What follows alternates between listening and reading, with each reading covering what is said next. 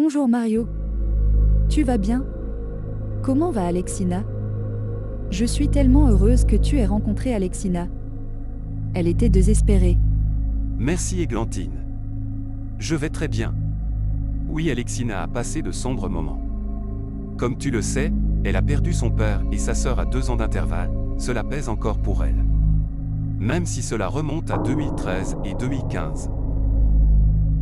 Elle aussi a eu un cancer du côlon. Elle s'en est bien sortie, heureusement pour elle. Par contre, elle m'a parlé de sa mère, elle est âgée de 90 ans maintenant et elle a quelques soucis d'hypertension, c'est un souci pour Alexina. Oui, elle m'en parle souvent, et nous l'avons avec nous, car elle n'est plus autonome, et cela serait dangereux de la laisser seule. Je comprends. Alors? Vous allez quitter ce village de Colomar. Enfin? Une bonne nouvelle pour vous. Oui. Et nous sommes en pleine démarche pour trouver une autre habitation. C'est très difficile. Je n'aime pas tellement le propriétaire de cette habitation. C'est très insalubre, les murs, les plafonds. Tout est pourri là-dedans. Comment Alexina a pu supporter cette situation? Oh, tu sais. Cela remonte avec Alain, son ex-mari, ils avaient trouvé ce lieu, qui au départ était déjà à rénover, papier peint peinture, tout a été refait là-dedans. Mais au vu du désintérêt du propriétaire, de ne pas réparer la toiture convenablement par un professionnel, Alain n'a rien refait, il a tout laissé se dégrader. Là. C'est normal. J'aurais fait pareil.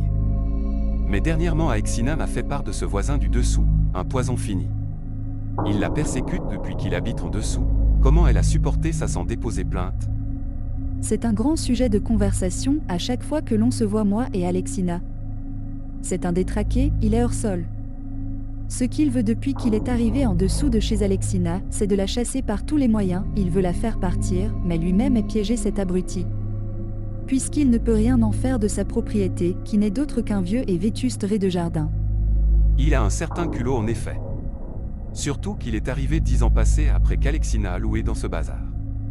Excuse-moi les un squat, c'est presque plus sain que ce vieux immeuble. Tu verrais les murs. C'est lézardé de partout.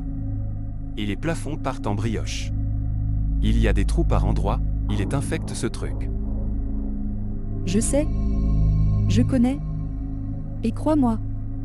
Quitter cet endroit n'est que bénéfique pour Alexina, c'est un drôle de quartier, les gens sont extrêmement méprisants. Ils te cataloguent sans te connaître, c'est minable. Ils sont en plus très arrivistes, ça crâne, et ils sont pas nets pour autant. Heureusement il y en a des sympas, mais beaucoup sont véreux. Oui, j'ai bien remarqué. Ben, on va débarrasser ce charmant voisin, et son terroir de crabe.